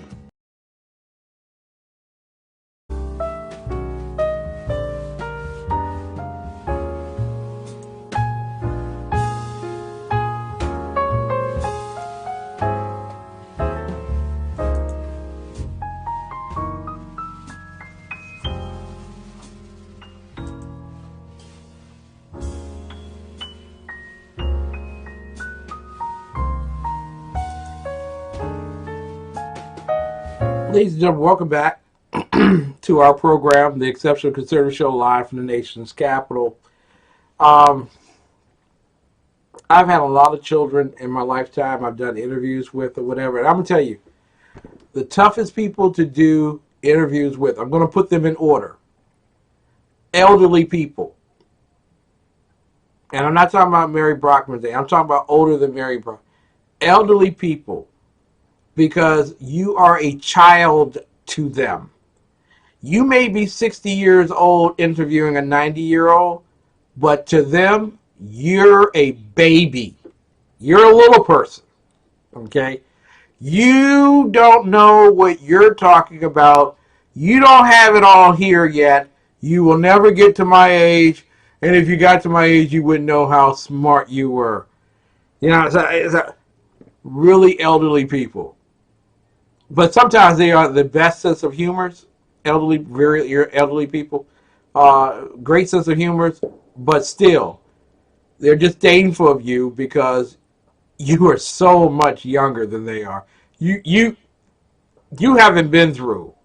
Have you ever had one of those testimonials at your church and you give your testimony and then Sister Agnes gets up and she says, baby, that's a test. I'm glad you came forward and said what you said as unto the Lord. But you ain't been through what I've been through. So you got to sit there, okay? Because, you know, you only got robbed with 10 Crips around you with MK, you know, all kinds of weaponry or whatever, and you know, but you ain't been through what you. So, very elderly people. Democrats. I'm going to tell you why Democrats are number 2. You can't possibly stand there without a smile or a smirk on your face. You would have to be one of those individuals that could be at Buckingham Palace with the huge hat on, interviewing Democrats. You cannot believe they believe what they're saying out of their mouth. And they got like 18 PhDs up on the wall, and they look to you like they are enlightening you. And you're like, dude, it was a hockey stick. Did you not think something was wrong with that picture? Statistics doesn't work that way, and you study statistics and you got all these PhDs. You can't. You actually believe that the Arctic was going to melt? No, don't tell me. Seriously. You actually believed that the Arctic was going to melt unless the United States controlled its pollution. So literally, one country out of the almost 200 countries in the world is responsible for nearly 90% of the pollution in the world. Is that what you're telling me? Amazing. It's amazing that people vote for these people. Here's the third group, little kids. Be careful about little kids because it's difficult. They take the show. They really do. Like, I'm Alexandria Ocasio-Cortez, aka AOC, and I want to talk about climate change because there's no doubt cow farts are making the climate change. In July, the climate was 96 degrees, and in February, the climate was 36 degrees. OMG, that's a huge change in the climate in only 4 months. At this rate, the world is gonna end in exactly 12 years. And, I'm only 29 years old now. So the world will be over when I'm only 37 years old. I also want to talk about socialism because socialism is so amazing. Socialism is actually short for social media. Did you know that? I use social media, so I'm a socialist. And, 3 of the most successful countries in the world are socialist too. Venezuela, Facebook, and Twitter are all very successful socialist countries. I have a lot of friends who moved to America from Facebook. Hi, AOC here again. And, I'm going to talk about, the 3 branches of the U.S. government, which are the Nina, the Pinta, and the Santa Maria. And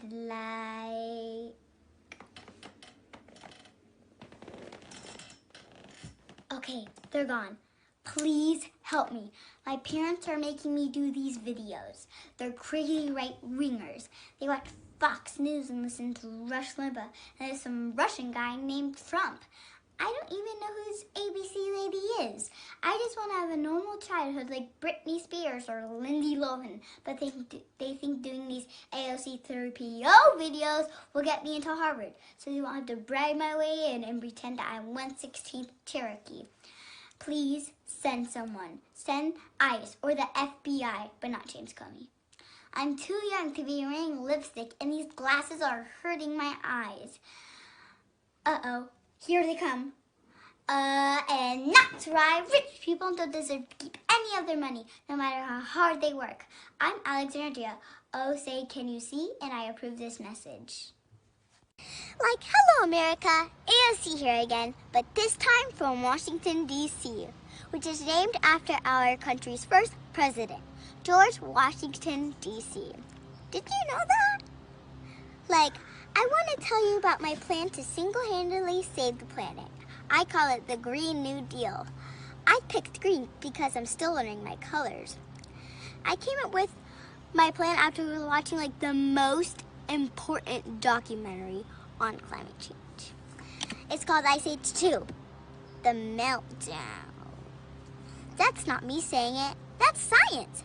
My Green New Deal will cost like $93 trillion. Do you know how much that is? Me neither, because it's totally worth it. If sea levels keep rising, we won't be able to drive to Hawaii anymore. And I just got this electric car. It's eco-friendly, and everyone has to drive one under my deal. And that's why I bought one for my boyfriend too, illegally, using campaign donations. Well, you bought it for him. Did you know that?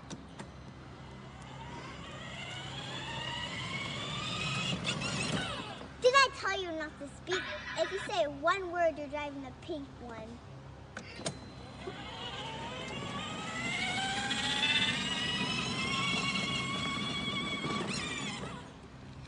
I do the same thing to Pelosi and Schumer. Well, gotta go because the streetlights just came on. Good night, Venezuela.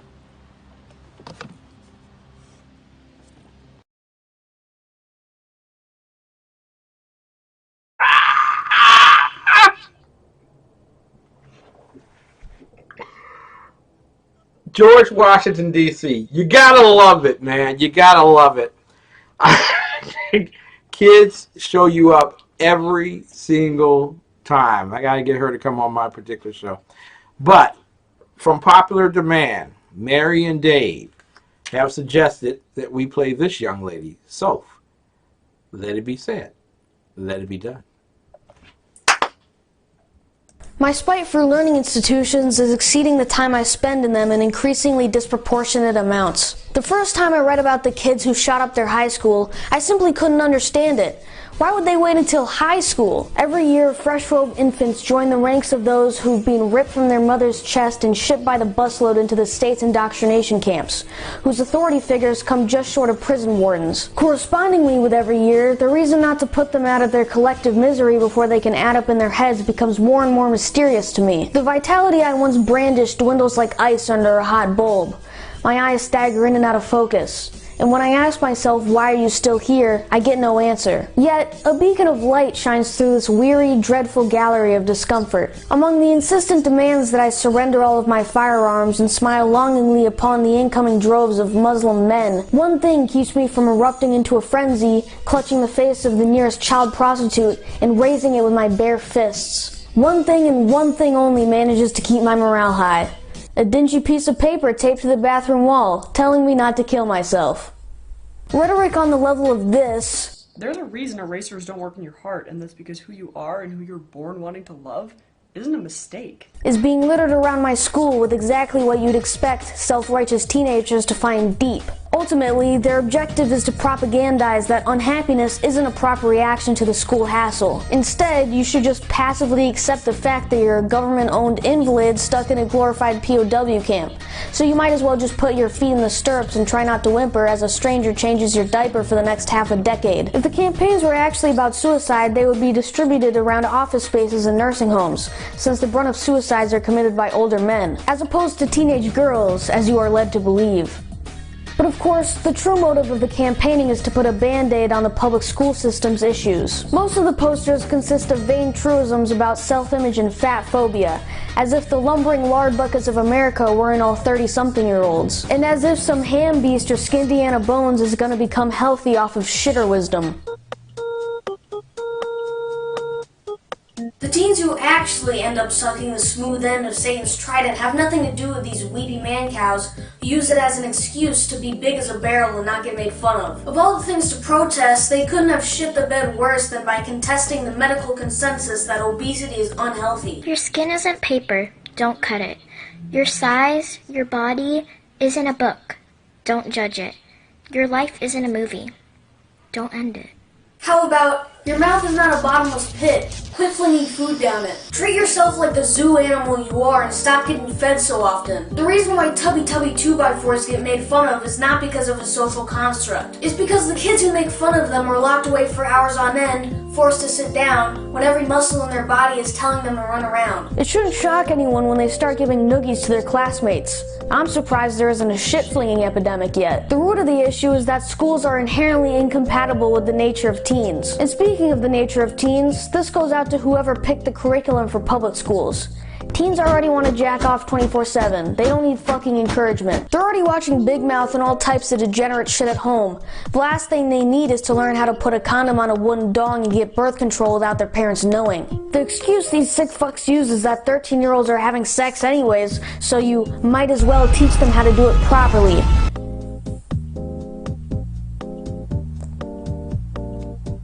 I hope you realize that's wishful thinking on their part. They want kids to be sexualized. It's not a coincidence that teens are cranking their hog about as often as they brush their teeth, and STDs have been on a steady soar since the 60s. Now, the reason why they want kids to be sexualized? I'll let you figure that one out for yourself. All of those things are done under the guise of helping kids with psychological issues. According to these fucking chimos who call themselves pediatricians, the best way to protect a child's psyche is to feed them a steady flow of unrepentant hedonism. Their idea seems to be that it's actually abusive not to indulge children in every one of their whims, regardless of how asinine and harmful they may be. You don't want kids to be fat? You're body shaming them. You don't want kids to be sexualized? You're oppressing them. You don't want to put your kid on HRT? You're an abusive parent, and the state will be taking your child away from you. If you think I'm being alarmist, just look up "parents lose custody of trans child" on Google. Keeping that in mind, it's no wonder that the rates of psychical issues amongst teenagers have gone up in the past few decades. The reason why there is no progress being made on that problem is because, as it turns out, dumping a never-ending stream of positivity platitudes on children with defective brains does fuck all in the way of actually helping them. But it sure gives you the feeling that you've done something. I know they mean well, but the self-love mantras constantly spewed at teenagers are antithetical to the very idea of self-improvement. And in my experience, a healthy dose of getting called an idiot when you've acted like a subhuman can do a lot of good. Thinking that self-image is the main thing to tackle in order to aid teenagers is pants-on-head retarded. These are children you're talking to. They shouldn't be content with how they are in the moment. They should be looking forward to how they can be in the future. When you tell someone that their fat rolls are beautiful,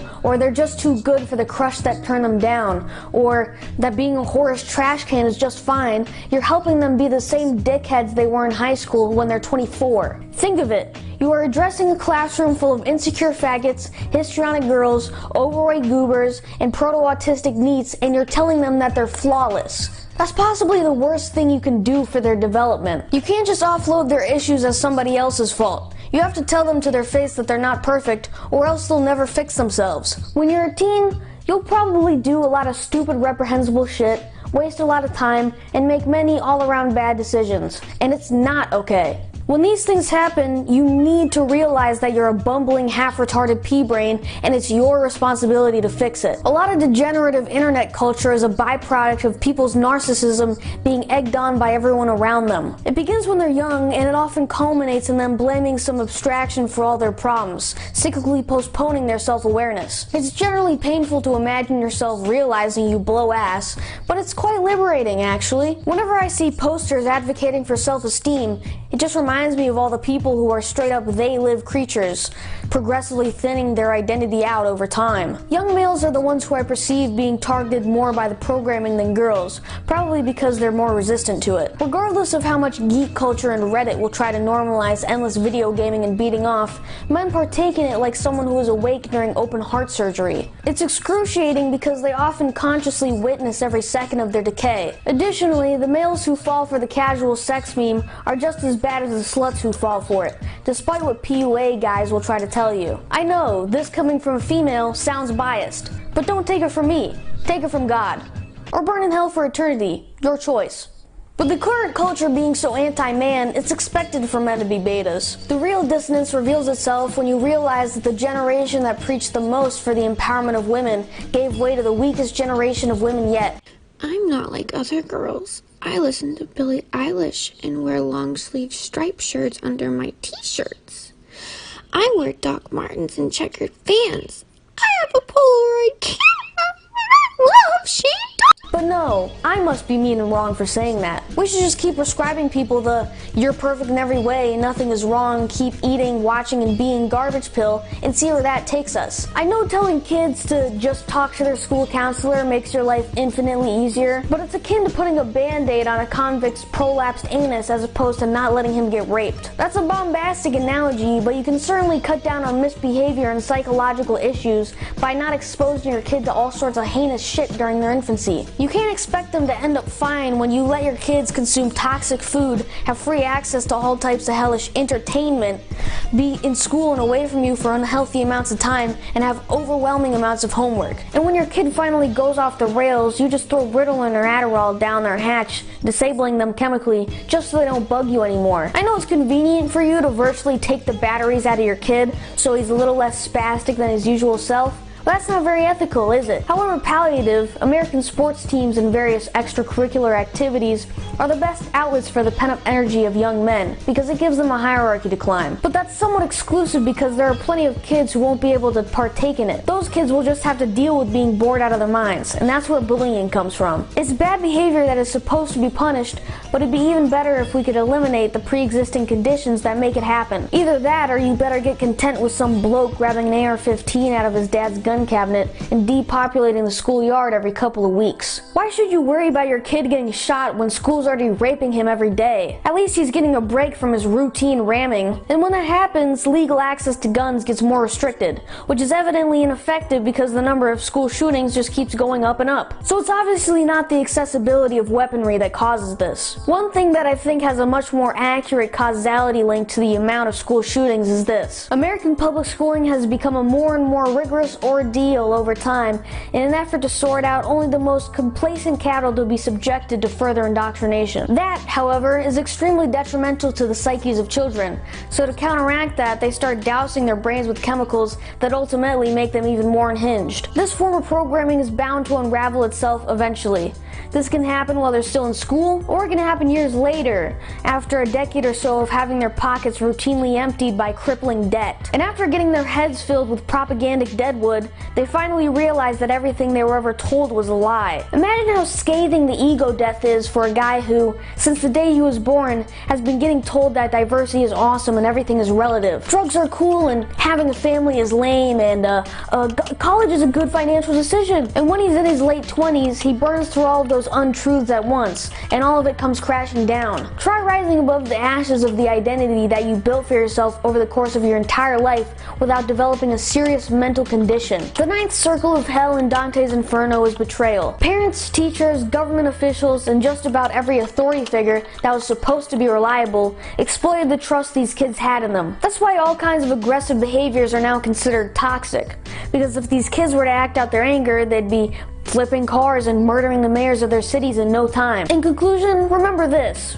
These campaigns surpass simple slacktivism. They either exist as a function of schools or PSAs, both of which use government money. That is, pennies that were stolen from the pockets of American citizens. Paying the state to coddle people to no avail is a colossal waste of money. If you're a kid watching this, be aware that once you start making money, you'll have to fund this hellish system too. So start becoming more vocal about your gripes with school. You should be vocal about your gripes with the government in general, because you'll always be the one suffering from the inefficiency of the police or the DMV. The screwed up things these people have done and are doing, like funneling tax money into companies that are interested in fucking you in the ass, kidnapping and drugging people for experiments and killing them afterwards, literally hiding pedophile rings and keeping them from being busted. Never forget that you are the one being forced to fund it. The future depends on you. Gen Z will have their hands on the levers soon, and I'll be making sure we don't disappoint. But what do I know about my own psychology? What assessments could I make about my own generation's troubles and attitudes? An out-of-touch school counselor is probably way better than me at that. Feel free to dismiss all my complaints about school and parenting. I'm just a rebellious teen. I'm probably ungrateful, and my hormonal angst is blocking me from seeing the value of the prime education I'm being forced to participate in right now. Teenagers are incapable of genuine suffering. My parents should just cut off my internet connection as soon as possible. That way I'll start listening more attentively when my teacher tells me that guns are bad, white men are boring and evil, and genital mutilation is cool and healthy. That would probably be more safe and age appropriate. Wouldn't you agree?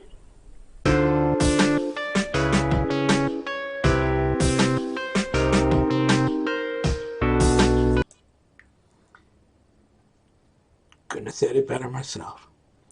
Ladies and gentlemen, thank you so much for watching tonight. Listen, we are not ashamed of the good news of conservatism, whether from the young or the old. For it is the weapon of liberation for the Republican first, and then the tyrant second. If you don't remember anything else I said tonight, I hope that you remember this. God bless America. It's time now for America to bless God. Mary Brockman, love you. Kiss the ring. Love you, girl. Dave Milner, love you, man. Thank you so much for being here. For everyone else, good night. God bless you all. I will see you tomorrow night, Tuesday night, 9:05 p.m. Eastern Time. Good night, and God bless you all. That was funny.